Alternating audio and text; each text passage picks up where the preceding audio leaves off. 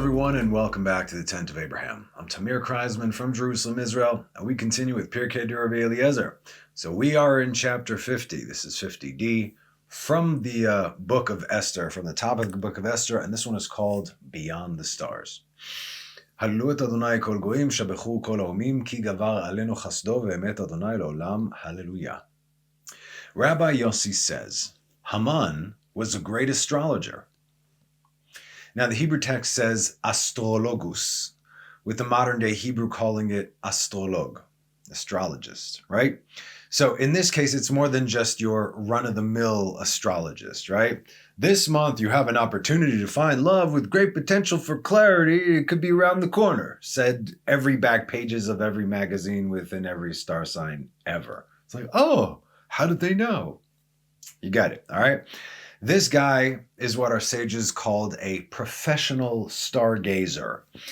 By knowing what he could see in the sky and the trajectories thereof, Haman could essentially predict the future. He knew exactly what was going to happen. Mordechai saw this through Ruach HaKodesh, through his wisdom, through patterns. He could see what was going to happen. Haman could see it in other ways. Now, he obviously wasn't as wise as Mordechai, but he was one crafty Amalekite nonetheless.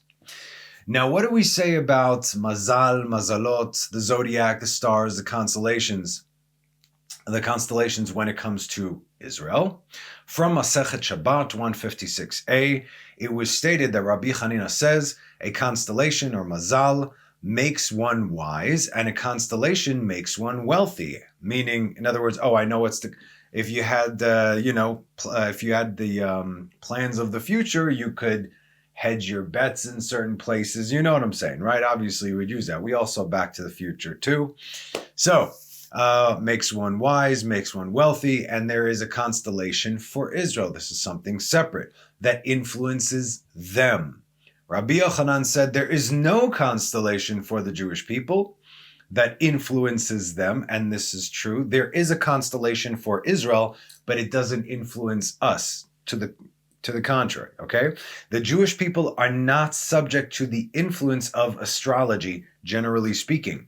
And Rabbi Yochanan follows his own reasoning, as Rabbi Yochanan said, from where is it derived that there is no constellation for Israel? Ein Mazal Yisrael. Where to get this from? As stated, thus said the Lord, learn not the ways of the nations, and be not dismayed at the signs of heaven, for the nations are dismayed at them. Jeremiah 10:2.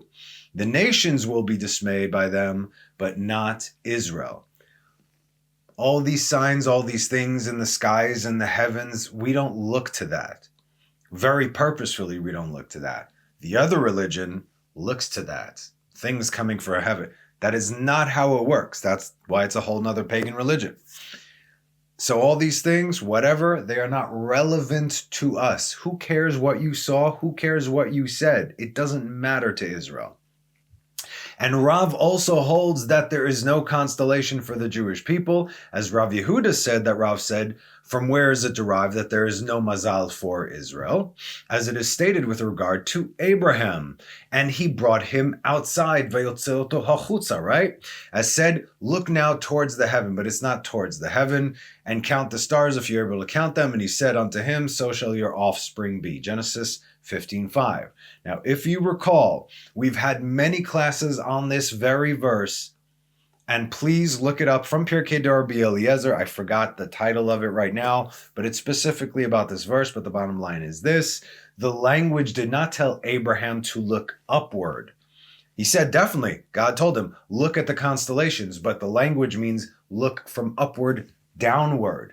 He took him outside, right? Rather from an elevated position downward, meaning God took him above the stars. And that's why it is written, he took him outside. Outside of what? Outside of the perceived reality of the natural order of things, because it is a choice whether or not that is relevant to him or any Jew that comes from him. How so? According to the natural order of the world, Israel should be the lowest of all the nations. According to the way the world is, Israel, the Jewish people, garbage. the doormat of everything, right? The doormat of the world. But that is only when we do not live according to the Torah and the covenants thereof. That's it. But when we do, not only do we command nature, but the entire world and its 70 nations, as well as its ministering angels, because we are literally above the stars. The Talmud continues, the sages derive from this that Abraham said before the Holy and Blessed be He, Master of the universe, behold, you have given me no offspring, and no born in my house is to be my heir. Genesis 15:3. The Holy and Blessed be He said to him, no.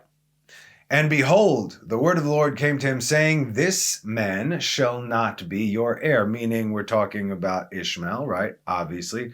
Rather, one that will come forth from your own innards shall be your heir. Sorry, he was referring to Eliezer. Later on, he was saying, but Ishmael isn't going to inherit whoever came from you and from Sarah.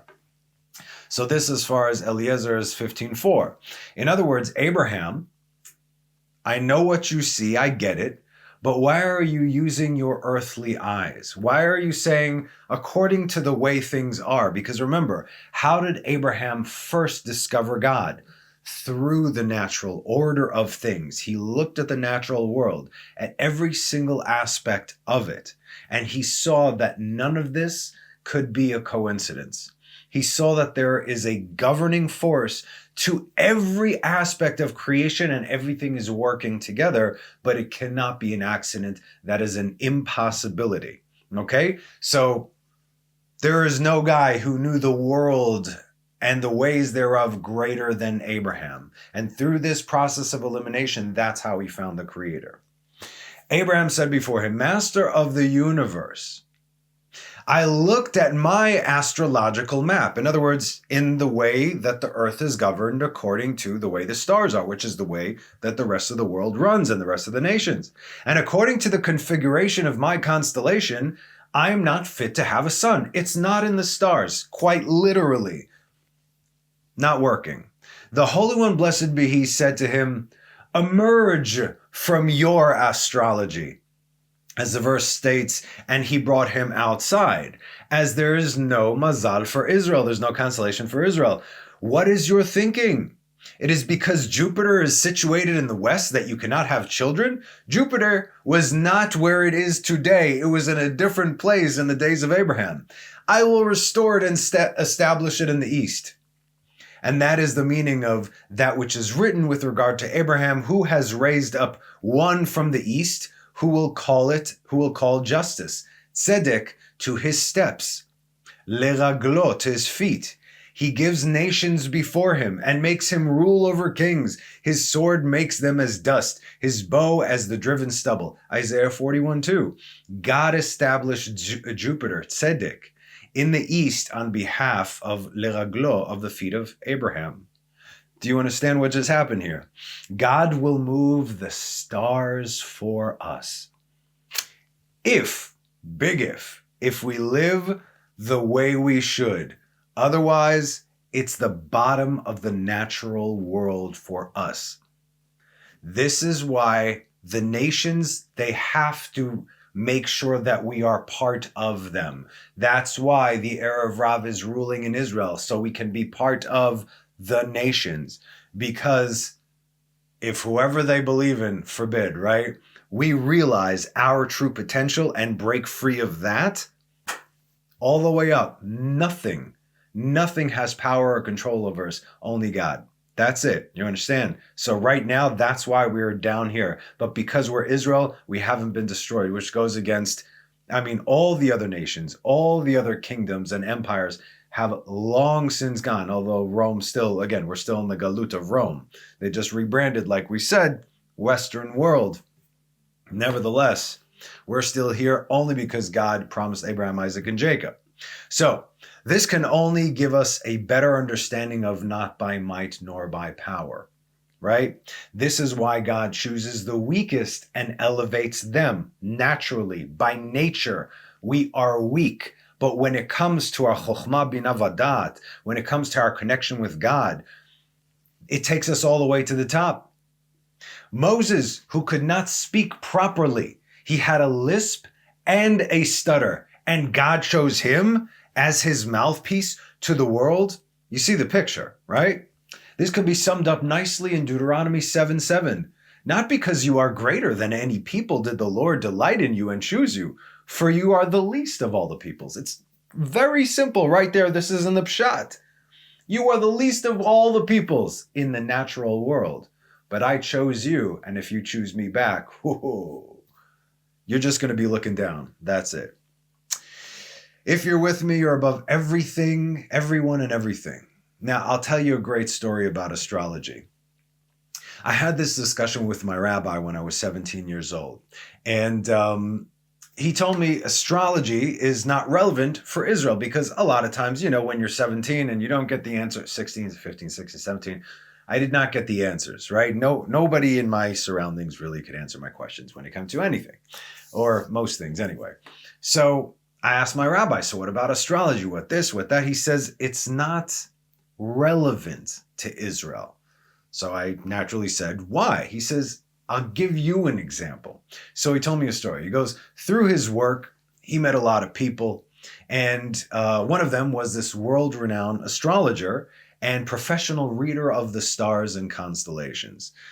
She begged him to give him a reading, but he was blowing her off. He's like, no, I don't want this.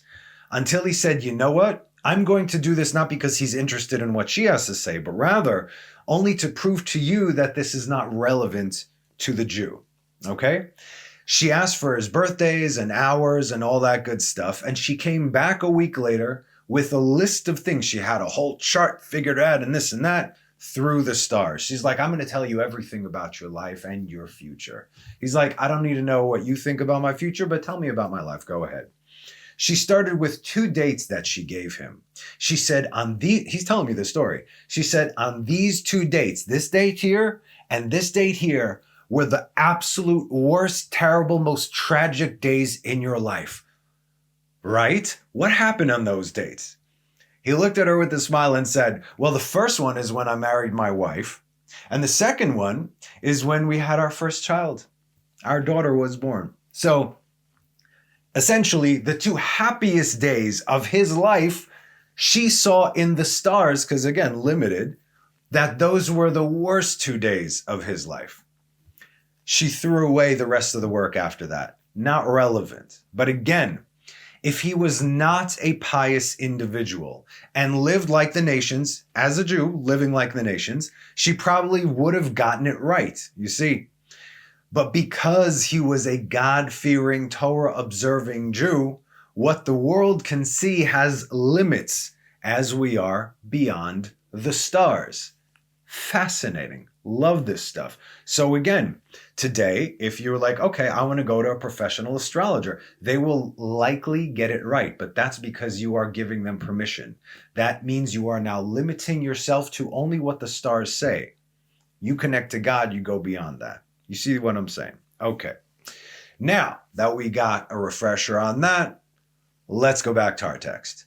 Rabbi Yosef said, Haman was a great astrologer. Not just looking at the stars, but making plans accordingly, in a sense, knowing the future. That's how he got to all the positions that he got in. We, Jews, we don't play with that. Leviticus 19:26, you shall not eat over the blood, you shall not act on the basis of omens or lucky hours. So it's lo tenachashu. Lenachesh is to guess, but tenachashu is also to look at things where, what the future might bring. And again in Deuteronomy 18, 9, and 10. When you have come to the land the Lord your God is giving you, you shall not learn to do like the abominations of those nations. We don't do this because these are called abominations, to'eva, something disgusting. There shall not be found among you anyone who passes a son or daughter through fire, a soothsayer, a diviner of auspicious times, one who interprets omens, or a sorcerer. Kosem ksamim, kosem is magician, kosem ksamim, divinator, me'onen u'menachesh, here again, menachesh u'mechashif, wizard and all that good stuff.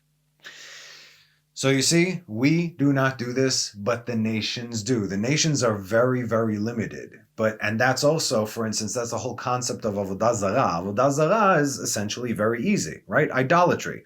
because there are other powers in the world. Like God said in the Ten Commandments, Lo yelecha Elohim achrim. You shall not have other Elohim, meaning there are other Elohim. There's only one Elohim, but he's the one that created everything else.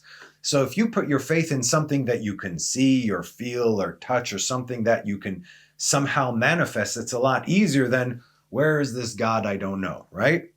But again, that's why you limit yourself. If God forbid that is your situation. The nations, this is all they have. But Israel, this is beyond the natural world.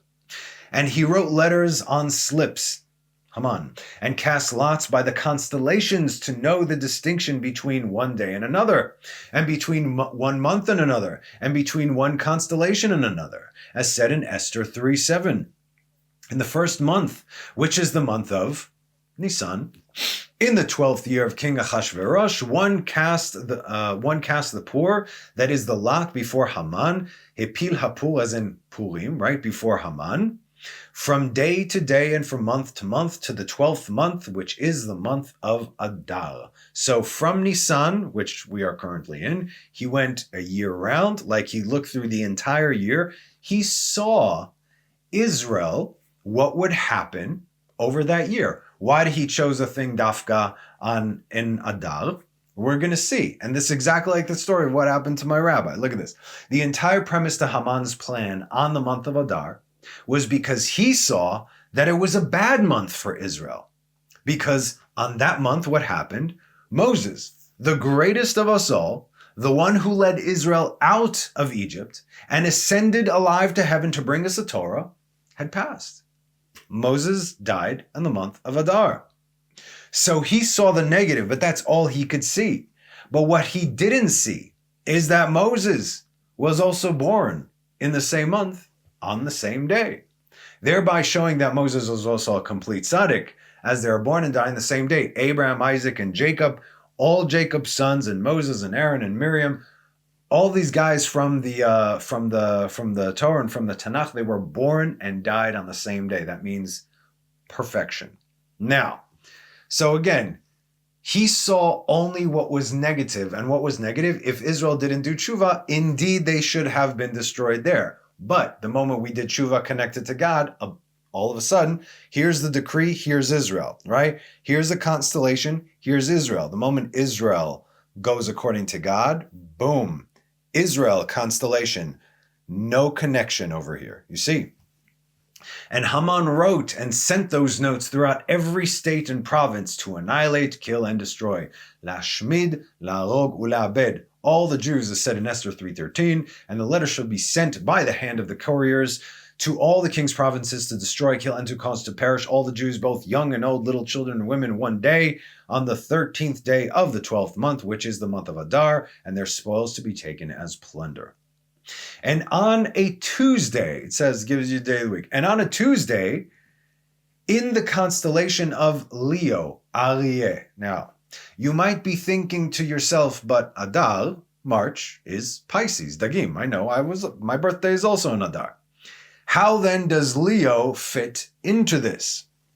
Great question, as the Radal had the same one. He said there's no reason the text says the day of the, that there is a reason that the text says it was on Tuesday. However, he could not find any evidence to corroborate what Rabbi Eliezer says. But notice how things work in the world of the Jews. You cannot cancel out those who came before you. The Radal, who was Rabbi David Luria, lived and died between 170 and 250 years ago. Okay? He was a student of the students of the Gra, of the Vilna Gaon, and considered one of the greatest of his time. He wrote many books and many commentaries. I love this guy, right? He's helped me all throughout Pirkei de Rabbi Eliezer.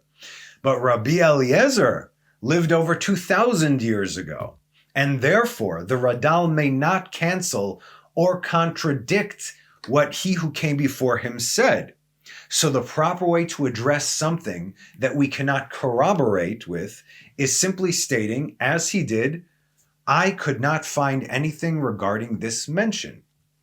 Meaning, we are going on the assumption that this is true because the great Tana, Rabbi Eliezer Hagadol, said these things, but me, little old me, speaking the Radal, me too, we do not know where it was written, and that's okay too. He did state a source from the Hidden Book of Secrets, where it says that in the fourth age during the month of Adar, the constellation was in fact controlled by Leo, Aryeh, just on that day. And these things, if y'all know even a little bit about astrology, there are, even if it's, let's say, just Pisces, every day has a different power from one of the other constellations, right? They kind of come through. It's almost like a cusp thing, only not. However, these are very layered answers, but he does extrapolate from this time that the decree to kill every last Jew corresponds to the most recent tragedy, which was what? Of those times. What happened? What was the big tragedy that happened before? We're talking about the destruction of the temple, which was in the month of Av. And the constellation of that time is Leo. He is saying that Rabbi Eliezer mentioned the constellation of Leo, the lion, because Haman specifically chose that time for its characteristics. In other words, okay, Moses died in this month, and on that day, that is the same power that destroyed the temple according to the constellations. Again, Haman could not see beyond the box that he was able to see within. Nebuchadnezzar, here's other hints. Nebuchadnezzar was called a lion as a warning from Jeremiah 4:7. A lion has come up from the thicket, and a destroyer of nations has traveled. He has come forth from his place to make your land into a waste. Your cities will be desolate without an inhabitant. This is what happened, right? Jeremiah was trying to tell the king of Judah, dude, you got to prepare for what's to come. They didn't listen. He destroyed the house of God, which is also called Ariel, Lion of God. A lion is not exclusive to Judah or Israel, necessarily in the positive sense, because its characteristics are used for both Israel and the enemies of Israel. Bilam said the following when he blessed Israel in Numbers 23:24. Behold, a people that rises like a crouching lion, and like a lion, it will be raised up. It does not lie down until it eats its prey and drinks the blood of its slain. Right? Hen am kelavi yakum v'cha'ari itnaseh will be lifted up. So in other words, here Israel is likened to a lion. There Nebuchadnezzar was likened to a lion. Meaning, once the lion arises, there is no appeasement until it is done. These are the characteristics of the lion, whether it be for Israel or against Israel. In Psalms 22, the famous psalm that Esther said as she was walking towards her potential death, could have been, right? She had to face the lion, which in this case was Achashverosh. Verse 16, my strength became dried out like a potsherd, and my tongue cleaves to my palate, and you set me down in the dust of death. Why? Because she was fasting for 3 days. Do you ever fast for 3 days? I mean, I didn't fast for 3 days, but there's that dryness. You know exactly what I'm talking about. For dogs have surrounded me. A band of evildoers has encompassed me. Like a lion, my hands and my feet. And then again in verse 22, save me from the lion's mouth. As from the horns of the wild oxen, you have answered me. You see? And Mordechai heard. So all these things we understand now why Rabbi Eliezer talks about the lion, and this was one of the considerations of Haman. So Mordechai heard. That's what our text says. Now remember, he was in Israel, building the second temple when he saw through Ruach HaKodesh that he had to return to Shushan because trouble was brewing. This was before the banquet and all these things. That's when he returned. And here is the trouble, as he heard from the servants in the palace, because he sat by the gates. Once Esther was in the palace, he never left the gates over there, like we learned over the last few classes. So this is it right now. This is that moment. Oy vey, what's going on? And he tore his clothes and put on sackcloth and ash. Our people were so righteous that any time that there was either trouble or danger, they rent their garments, they tore their clothes, because they knew that they are so, because they know that they're so acutely aware that everything comes from God. So when something is wrong, it's really wrong. This is also, for instance, how Abraham knew that how do you find Ma'arat HaMachpelah, the cave of Machpelah? When the three angels came and he wanted to feed them, it said he ran after the bull. Why do you have to run after bull? Why do you have to go after the bull? Because the bull ran away. He's like, wait a minute. I'm about to serve Malachim right now. I'm about to do a mitzvah and host heavenly hosts. Why is God making that this mitzvah is running away from me? So he knew there's a reason. And that's why he followed the bull. Said, Baruch Hashem, I could see what's going on. We pay attention to these things, right? So Genesis 37:29, as far as, when something goes wrong. And Reuben returned to the pit, and behold, Joseph was not in the pit, and he rent his garments. When Israel lost 36 men in a battle, they could have easily won in Joshua 1:5-6. And the men of the Ai smote of them about 36 men, and they chased them from before the gate of Sherabim, and smote them in the descent. And the hearts of the people melted and became as water. And Joshua rent his clothing and fell upon the earth, and put earth on his face before the ark of the Lord until the evening. And he and the elders of Israel, they put dust upon their heads. When David heard about Saul and Jonathan in 2 Samuel 1:11, and David took hold of his clothes and rent them, and likewise all the men who were with him. You get the idea. The moment something like this happens, they're not looking for anybody to blame. My fault. These are men. Take responsibility. Anything that happens, if we live well, if something happens, because God did everything. God said Nebuchadnezzar, God said the Gazans. This is all God. And instead of pointing fingers, who, what? Why did God do this? You understand? That's what they did. And they came before God. We are sorry. We sinned. Tell us where we sinned. Tell us how to fix this. Instead, what's going on? This is your fault. No, this is your fault. No, you did this. No, you did that. Why? Okay. Pnei adol kepnei kelev, the face of the generation like the face of the dog, as our sages say. Why? Because if you beat the dog with the stick, the dog bites the stick instead of looking who is holding said stick. So Mordecai heard, and he tore his clothes, and put on sackcloth and ash, and went out to the streets of the city, and was screaming and saying, Master of the worlds, did you not promise my ancestors, the patriarchs, Avotai, to multiply their seed like the stars of the heavens? And now you have given us over like lambs to the slaughter.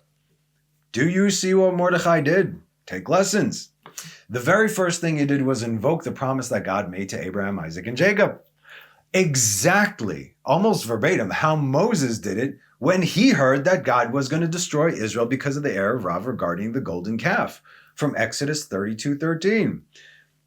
I'm going to take them out, said God. Moses said, remember, Abraham, Isaac, and Israel, your servants, to whom you swore by your very self, and to whom you said, I will multiply your seed like the stars of the heavens. And all this land which I said that I would give to your seed, they shall keep it as their possession forever. Mordecai said the same things. Did you not say to my forefathers, the stars of the heavens? It's all about the patriarchs. When Esther heard this, her strength left her, as said in Esther 4:4. And Esther's maidens and her chamberlains came and told her, and the queen was extremely terrified. Vatitchalchel hamalka me'od, very much. Then Esther called Hatach, her most loyal subject, to find out exactly what was happening. Meaning, why is Mordecai screaming in the streets and wearing sackcloth and ashes and not willing to be comforted? Then Hatach went to Mordecai. There was a back and forth. He went to Mordecai. Mordecai said this, and we went back and forth. And he said, she said, she said, he said. And we can read this in the next few verses. Then Esther summoned Hatach, one of the king's chamberlains, who he had appointed before her, and she commanded him concerning Mordecai to know what this was and why this was. Ve'al mazeh ve'al mazeh. Mazeh is, what is this? Al mazeh ve'al mazeh. What's up? What's going on? So Hatach went forth to Mordecai to the city square, which was before the king's gate. And Mordecai told him all that had befallen him, and the full account of the silver that Haman had proposed to weigh out into the king's treasuries on the Jews' account, to cause them to perish. Now Haman saw Hatach coming and going from Esther, and he killed him. That's why we see the back and forth until verse 12. Then it says, and they told Esther's words to Mordechai. Vayagidu leMordechai et divrei Esther. Why not Hatach? Who's they told? He was dead. That's why Hatach is no longer here. You see Hatach sent to Esther to Mordechai, Mordechai to Esther. But that's it. Now, can you imagine how Esther was feeling when he didn't return? Who do you trust at this point? Haman doesn't know yet that she's a Jew. No one knew that she was a Jew, only Mordechai. But if she saw Hatach coming from Esther and then going to Mordechai, oh my goodness, he might make that connection. If he did, right, if he had any inkling that she was a Jew, then there could be problems as the king killed his last wife. Oh, big deal. I'll just get a new one. The walls were closing in on her over there.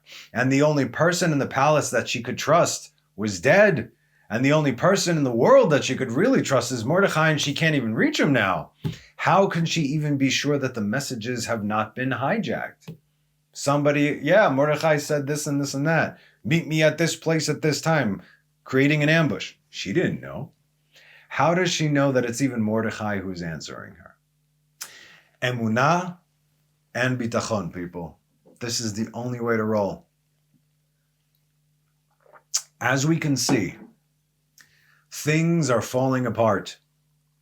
And in the world today, and as they accelerate, we will not have anyone to trust. Except for our Father in heaven, chutz me'asher avinu shebashamayim, as it says in Mishnah Sota 9, like we've been over this. And Esther could not find another to trust in order to send word to Mordechai, to which she said that she herself would go to Mordechai, as said in Esther 4:15. Then Esther ordered to reply to Mordechai. Vatomer Esther lehashiv el Mordechai. If you read this in the Hebrew, it can also be understood as, and she said, Esther will reply to Mordechai. Vatomer, and she said, Esther lehashiv. Esther is going to reply el Mordechai to Mordechai. Meaning personally, to which she said, go, assemble all the Jews who are present in Shushan and fast on my behalf, and neither eat nor drink for 3 days, day and night. Also I and my maidens will fast in a like manner. Then I will go to the king contrary to the law, and if I perish, I perish. And this contrary to the law, shelo kadat, it says avo el hamelech. Remember, this is, whenever it says hamelech, it is hamelech. Also referring to Achashverosh, but also hamelech. And doing what? What not according to the law? We're already talking about Jewish law here, right? So listen. So let's ask, did Esther, the queen of the most powerful kingdom in the world at that time, somehow manage to give her royal guard the slip and meet with Mordechai in secret, though he was sitting in a public place without prior coordination? No. So then how did she get this message to him? It says personally. What, you think Mordechai was the only Jew with superpowers at the time? In Eicha Rabbah 5:3, it says the following of Lamentations 5, verse 3. We have become orphans, fatherless, our mothers are like widows. Lamentations 5:3. We have become orphans, fatherless. Rabbi Brachia said, in the name of Rabbi Levi, the Holy One, blessed be he, said to Israel, you wept and said before me, we have become orphans, fatherless. Yetomim hainu ve'en av. We are orphans and we have no father. What, you forgot your father in heaven? As you live, said God to Israel, the Redeemer, Hagoeh, the Redeemer that I am destined to establish from you in Madai, Medo-Persia, Media, will not have a father and a mother. As it is written, he was raising Hadassah, she is Esther, his uncle's daughter, because she had no father or mother. Esther 2:7. Okay. Esther was the chosen redeemer of Israel at the time. She was the Mashiach of her day. Now, obviously, Mordechai and Esther worked together, but Esther was actually referred to as the Mashiach over there. And so, of course, she had Ruach HaKodesh, just as Mordechai did on whatever level that she had it, but she was considered a prophet as well. And there is even a beautiful hint in the language itself as given to us by the Radal. She don't need no human messenger. She sent the archangels, Michael and Gabriel, to correspond with Mordechai, and that is how it went from that point forward.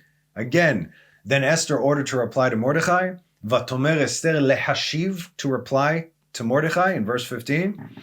The word lehashiv, to respond, to reply, to answer, has the numerical value of 347, which is the same number as Michael, Gabriel, Michael, Gabriel. And what were these 3 days that she said to fast and pray on her behalf? As our text says, the 13th, 14th, and 15th of Nisan. As we know, the 14th is where we eat the Korban Pesach, and that night, that is already Leila Seder, the night of the 15th, right, of Nisan. Esther came to the king on the 15th, on the 3rd day of her fast. Now, this next part, in all other places, including the book of Esther itself, what Esther is saying to Mordechai, in other words, according to Pirkei Rabbi Eliezer that I'm about to read to you, what Esther said to Mordechai, in actuality, it's what Mordechai said to Esther, okay? But since we're learning Pirkei Rabbi Eliezer, we're learning different opinions. There is no one right opinion. Everything gives us a 3, 4, 5, 6 infinite D dimensional reality, or understanding rather, of the reality of what went on over there. And Mordechai ordered to reply to Esther. Vayomer Mordechai lehashiv. Same thing. Lehashiv, lehashiv. He sent the angels back to Esther. El Esther, do not imagine to yourself that you will escape the king's house from among all the Jews. So Mordechai sent them first, because this came before that. And then, Vatomer Esther lashiv leMordechai. For if you remain silent at this time, this is again from the book of Esther, this is from the Pshat, it says Mordechai to Esther, if you remain silent at this time, why? Because she said, I can't come before the king, I can't do this.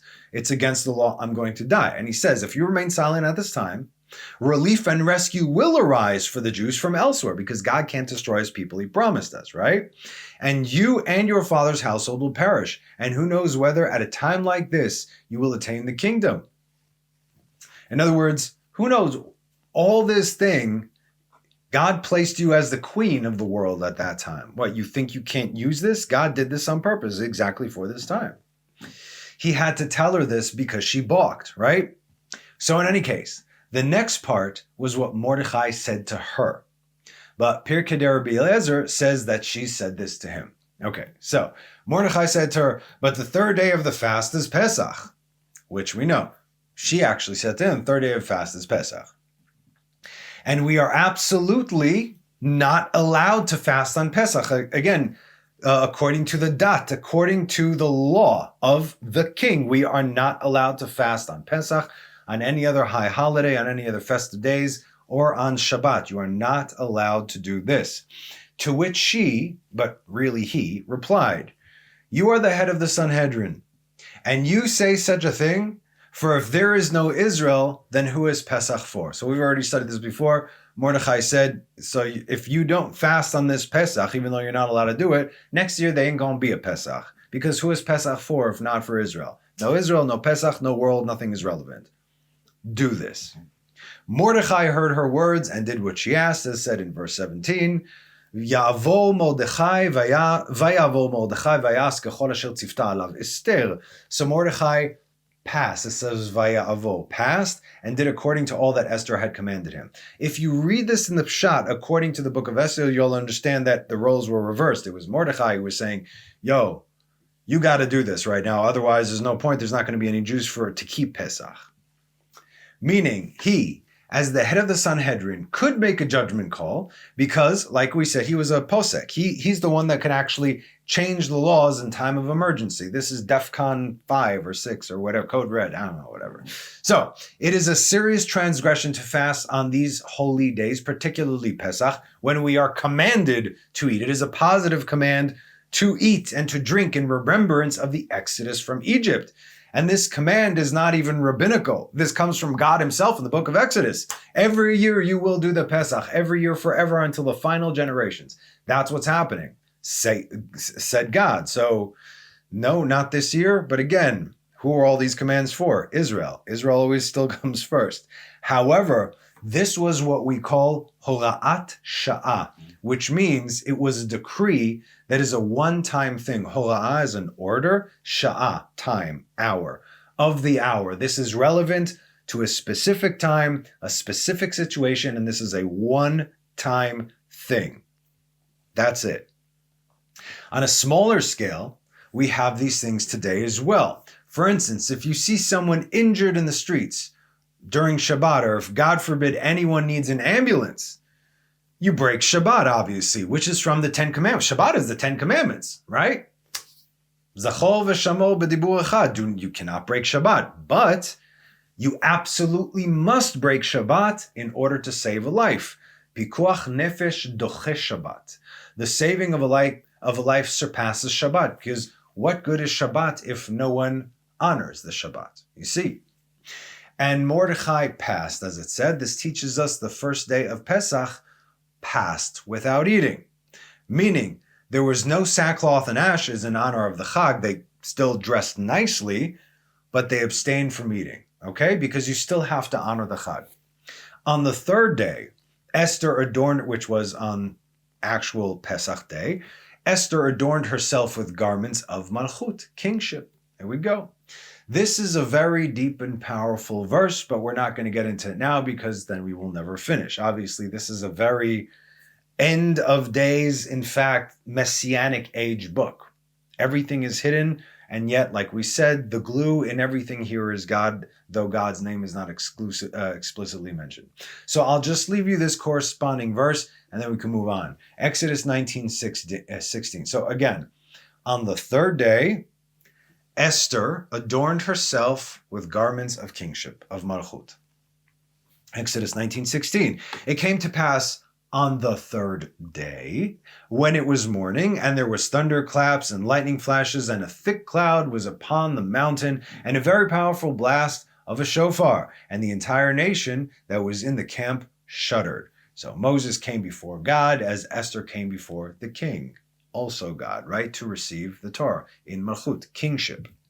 And she went and called to the king and to Haman for the feast that she had prepared on the 16th of Nisan. She fasted 13th, 14th, 15th. On the 6th, she's like, hey, king, on the 15th, I got a party. Bring Haman. It's happening tomorrow. Cool? Cool. See you there. And since they ate and drank, Haman said to himself, the king is elevating my status, and the queen is honoring me. The queen called me by name. Hey, and there is none greater than I in all this kingdom, as said in Esther 5:9. And Haman went out on that day happy and with a cheerful heart. Remember, there was yet another feast. There was a second day party on the 17th of Nisan. But on that day, Haman did not know that it would be his last. And just as it was, so it will be.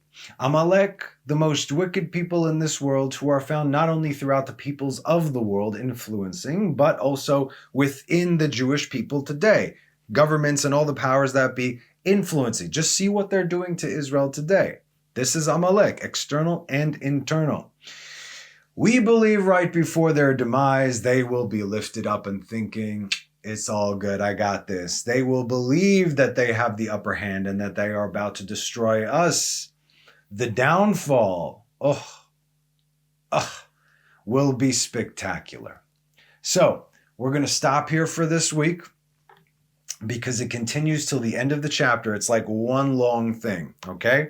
And like I said, it is a long chapter. So I hope I'm going to have time to prepare something for next week. As you know, next week, Shabbat, we're going at the end of Shabbat, Motzei Shabbat, right into Pesach. So crazy times, we don't have a lot of time.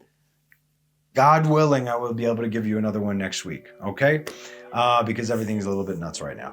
But as always, thank you for your patience and for your understanding. Thank you always for coming back and for joining us. Have a wonderful rest of this week and have a Shabbat Shalom.